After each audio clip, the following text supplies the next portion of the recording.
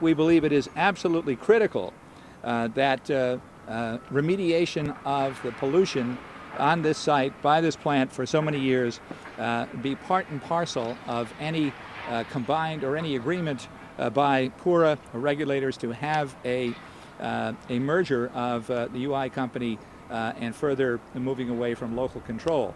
So this 8-acre site, this island, this plant that has been closed for more than a quarter of a century has really been in many ways a blight on Fairhaven during that time. And it is critically important for us to recognize that now is an opportunity to push for the remediation of this site. It was an issue of who was going to be responsible for remediation, and we know that the actual cost will be close to $30 million to do a comprehensive remediation of this site. And we want to make sure that the newly merged entity, if there is to be one, will have responsibility for that.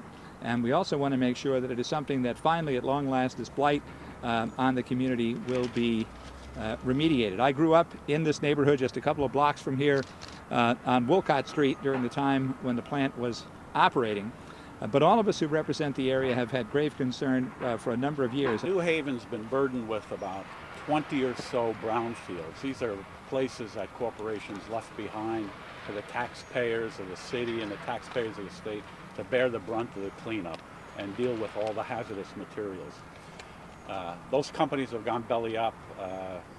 Liability insurers are tied up cleanups and litigation, and ultimately the federal government as well, and the state government and the people of the city have bared the brunt of the cleanups.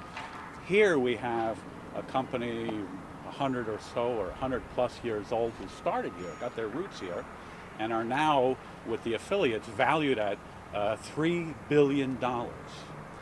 And it's imperative that they step up to the plate to pay for the cleanup of this site. And God only knows the damage done to the respiratory systems of the people living in this city over the years with the operation of this plant. But we're here today to say that it's imperative that this successful corporation, thanks to the city of New Haven and the ratepayers here, need to pick up the tab on this cleanup.